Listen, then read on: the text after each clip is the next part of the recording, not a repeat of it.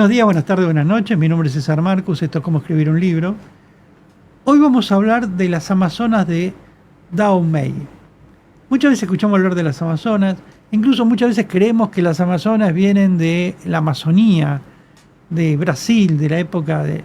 No, las Amazonas vienen de África, por decir, del norte de África. Se las conoce como fieras e implacables guerreras. Fueron un ejército de mujeres que durante 200 años lucharon con valentía para defender su territorio y a su rey, al que sirvieron de forma eficaz durante la colonización de los europeos. Es decir, estamos hablando de cuando los europeos tratan de colonizar y colonizan África. Este ejército de mujeres peleó con mucha fuerza contra los europeos. Incluso hoy están apareciendo algunas películas, creo que en Netflix o algo así, sobre las guerreras africanas. Porque están como olvidadas estas amazonas. Enclavado en la antigua África Occidental, existió el legendario reino de Dahomey, que estamos hablando de lo que es hoy la República de Benín. Estas mujeres de Dahomey eran guerreras, participaban en muchas misiones para defender la soberanía de sus pueblos. Se cuenta que eran capaces de cazar elefantes e infundían un auténtico terror entre los invasores europeos. Los colonizadores franceses le tenían miedo y eran conocidas como las Amazonas de Dahomey porque venían de ese lugar. Según lo que dicen los franceses, podría ser o no, no dudaban de decapitar al enemigo, incluso beber su sangre, como para ese sacrificio. Digamos que los franceses les tenían tanto miedo que habían inventado historias. Que los decapitaban probablemente sea, pero eso de beber sangre está inventado para muchos otros lugares. El reino de Dahomey probablemente fue fundado en el siglo XVII. Al parecer el reino estuvo bajo dominio del reino de Alada, que era otro reino vecino, del que logró independizarse en 1715. Se lo conoce como Dahomey, Abomey o Abome. Tenían un muro circular muy grande al que se lo denominaba Agbome, por eso el nombre. Hablaban lengua fon. Este término fue finalmente el que dio el nombre a esta tribu o a este reinado. El rey de Dahomey era Hawabadha. Ya que lo pronuncié mal, pero bueno. Era un monarca que era tratado como un ser casi divino, pero los súbditos lo adoraban, pero muy respetuoso, por supuesto, de las tradiciones y la voluntad de los dioses. Como pasa en todas las tribus de esa época, tanto en América Latina como en África, incluso en Europa, la adoración de los dioses, las tradiciones, es un respeto muy grande. Este rey, Aho, reinó de estructuras de Estado y de un poderoso ejército que lograría la independencia. La sociedad de este reino estaba fuertemente jerarquizada. Y como él era un guerrero, se mantenía en constante enfrentamiento con otros pueblos vecinos, cuyos prisioneros eran convertidos en esclavos. Es decir, tenían su particularidad, pero era la época. Querer transferir eso al siglo XXI, no. La esclavitud existió en muchas partes de África, en muchas partes de América del Norte, América del Sur. Es decir, condenar a alguien porque tenía esclavos es como, muchas veces me dicen, bueno, Washington tenía esclavos. Sí, pero era de otra época. Lincoln independizó, Lincoln peleó justamente para abolir la esclavitud. Pero la época era esa. Entonces, estamos hablando del rey Dahoo, que cuando ganaba un combate, a los guerreros del enemigo los ponía de esclavos. En el siglo XVIII, el reino de Dahoo alcanzó el máximo esplendor. Estamos hablando de 1715, 1750. Y empezó unas buenas relaciones comerciales con los europeos. Sobre todo a referirse al tráfico de esclavos. Es decir, como ellas tenían enemigos que habían esclavizado, se los vendían a los europeos. ¿Estaba bien? No, no estaba bien, pero era la época. Y ahí fue cuando el rey creó un ejército de mujeres. Porque claro, los hombres morían en combate, la población era mucho más mujeres que hombres. Entonces empezó a ver o a entrenar mujeres para crear un ejército. El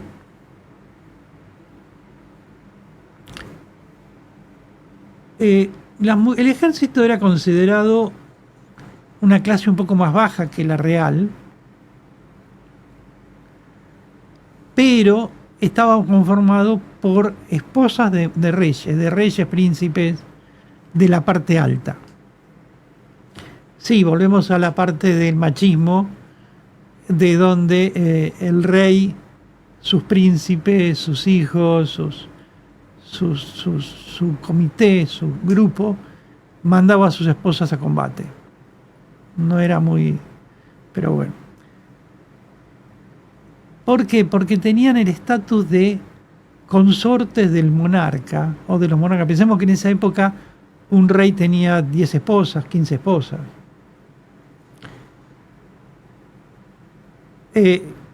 Estas mujeres, por ser la esposa del rey, la esposa del príncipe, varias, tenían la obligación de ser célibes, es decir, que no podían tener relaciones sexuales con nadie que no fuera su marido, aunque estuvieran 10 años de combate. Eso garantizaba una total entrega al marido, al soberano. También evitaba embarazos, que era el fin del objetivo, que la mujer salga a pelear y no quede embarazada en el camino.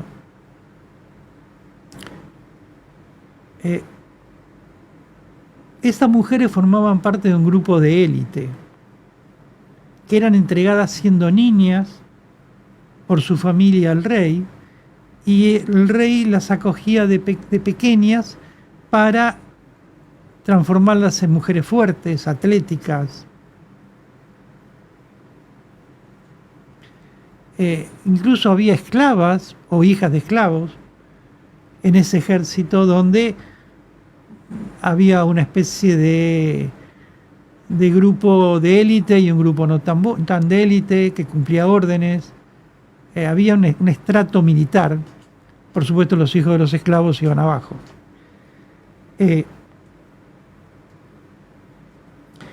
Eran conocidas como gbeto, que significa en ese idioma cazadora de elefantes. El ejército que llegaron a tener las amazonas era de 4.000 o 6.000 miembros. Eran 6.000 mujeres peleando, y junto con los eunucos, volvemos al tema del celibato, eran las encargadas de custodiar el palacio real y todas las propiedades reales. En el siglo XIX, estamos hablando de 1800, empezaron a utilizar machetes, mosquetes, aparecieron las primeras armas que eran los mosquetes, y realmente después, a partir del uso del machete, del mosquete, empezaron a hacer una fuerza de élite muy fuerte. Eran entrenadas muy muy fuerte porque debían ser invencibles. Tenían que ser capaces de ser muy rápidas y despiadadas con el enemigo.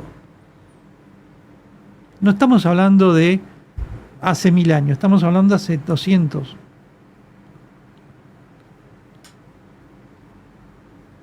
Muchas de ellas lucharon hasta su muerte, contemplando la posibilidad de que no existía la derrota. Era ganar o morir.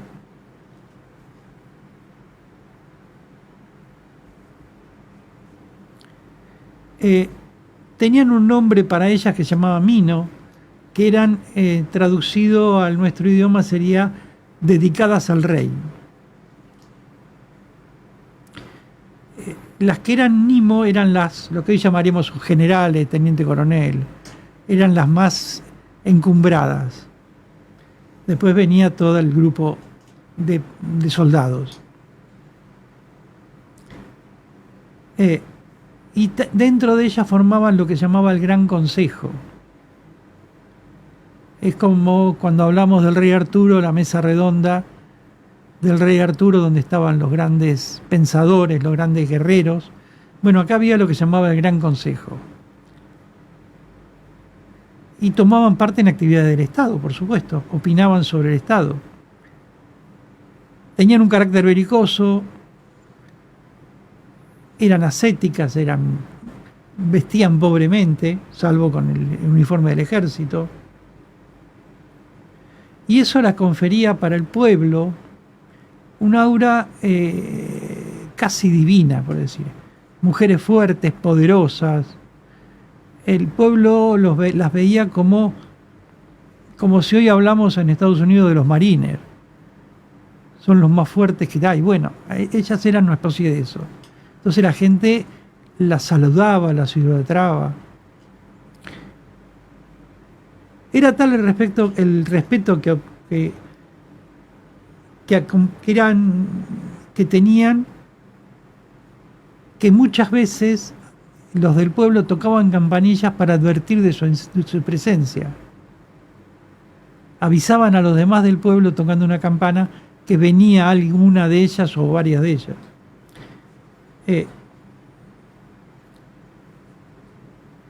Según el explorador británico Richard Burton, que no es el actor, es otro, Richard Burton, que escribió un libro sobre las mujeres Danway, y realmente le sorprendió que aquellas mujeres eran tan poderosas. Incluso escribió: tal era el tamaño del esqueleto femenino y el desarrollo muscular que tenían, que en muchos casos la feminidad se había detectado solamente por los senos. Y tenía un cuerpo varonil, por supuesto con senos, pero musculoso, como hoy puede tener una fisicoculturista.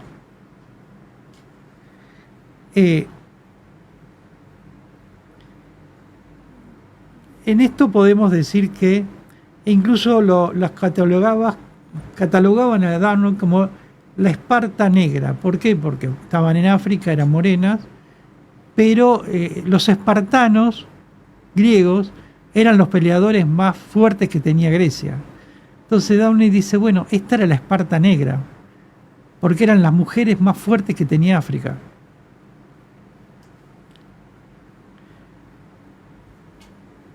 El mayor esplendor que tuvo este cuerpo de guerreras femeninas coincidió con el reinado de Geso en el siglo XIX. Estamos hablando de menos de 200 años. Geso fue al parecer un buen gobernante que pudo bloquear la fuerza naval británica en las costas de Downey.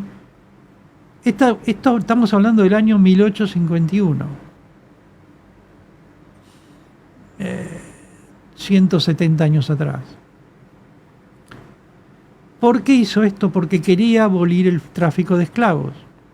Luchó contra los británicos y para cambiar eso mandó a sus guerreras. Porque el tráfico de esclavos era el motor económico que tenían varias potencias como Holanda, Britania, Francia, Portugal, que esclavizaba a la gente de África y las llevaba y las vendía después en diferentes territorios.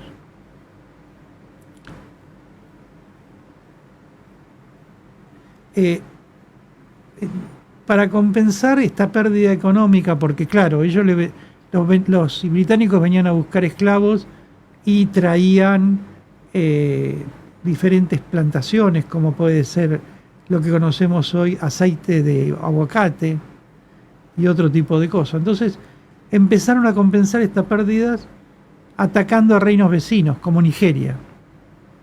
Eso pasó entre el año 1851 y 1861. En ambas ocasiones acabaría con derrotas, porque claro, el ejército nigeriano era muy fuerte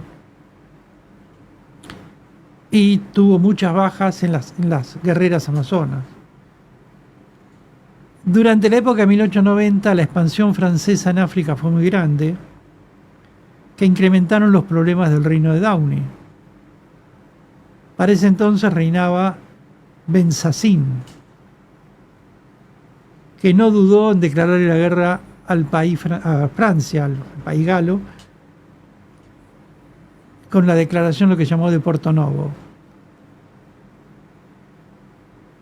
El bloqueo naval británico que hemos visto frente a las costas, que empezó en 1851, venciendo a los de... Primero eran perseguidos por los del reino, y ahora los británicos empezaron a perseguir a la gente del reino.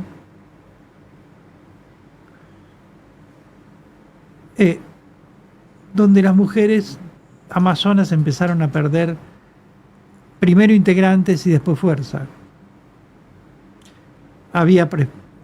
Los británicos avanzaban, mataban, violaban a estas mujeres. Los franceses lo mismo. Las amazonas reaccionaron contra los franceses y los británicos y no dudaron en matar. Por eso los británicos después inventaron todas esas historias que tomaban sangre, porque no dudaban, porque eran violadas por los franceses y los británicos. Entonces no dudaban en decapitar a esta gente. Estos ataques al gobierno francés hizo que se prendiera la mecha de una guerra muy grande,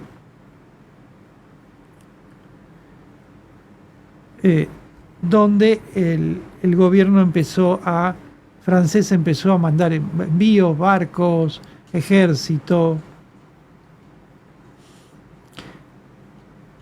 Pero ¿qué pasó? El ejército francés empezó a dudar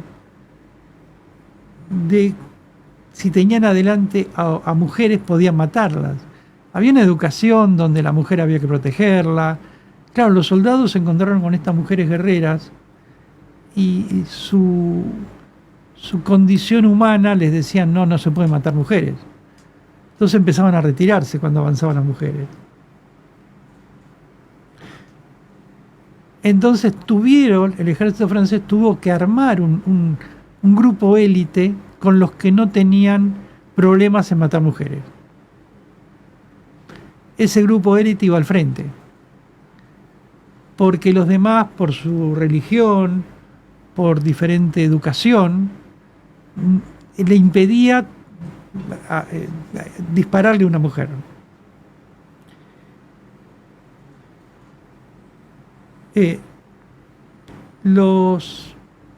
El rey y las amazonas convencieron a los alemanes de que vendiera armas para echar a los franceses.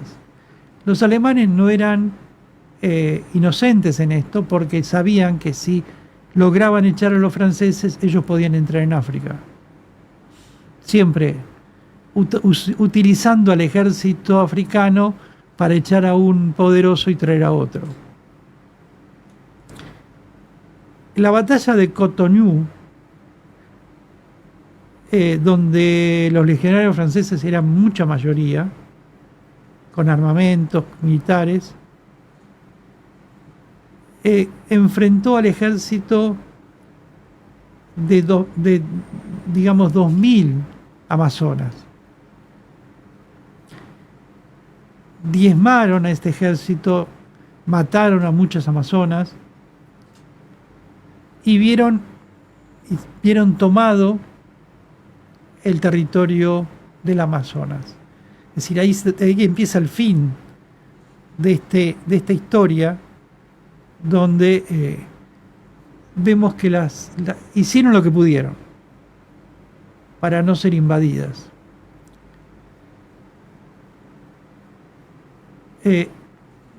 Muchas de ellas se casaron, muchas de ellas volvieron a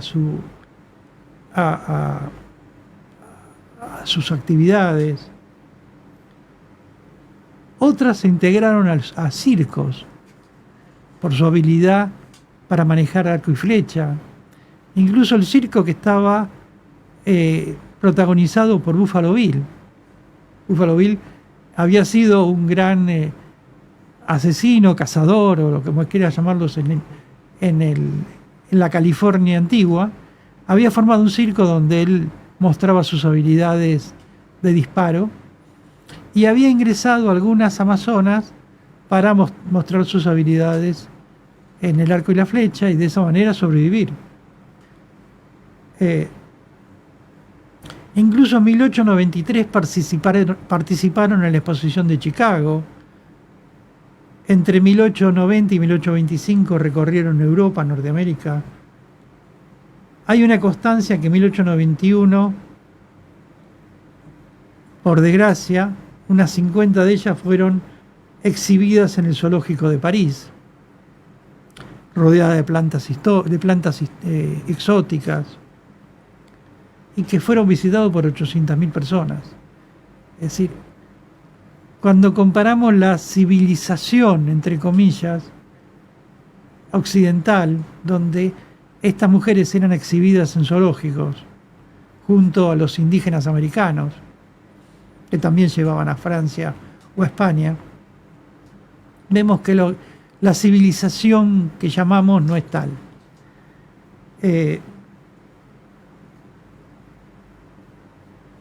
La última que se conoce sobreviviente a las Amazonas se llamaba Nahui.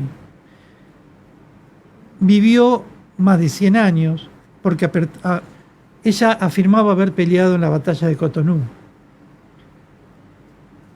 En París de 1891 hay constancias de estas mujeres exhibidas. Pensemos que la guerra fue el centro de vida de estas amazonas. Vivían para pelear. Eso lo habían educado, eso eran ellas. Reconociendo que renunciaron a su condición de feminidad y luchaban casi como hombres. Casi no, como hombres. Y lo que queda grabado es una arenga que la líder de ellas dijo en una de las principales batallas: como el herrero toma una barra de hierro y con el fuego cambia su forma, así hemos cambiado nosotras nuestra naturaleza. Ya no somos mujeres, somos más que hombres. Gracias.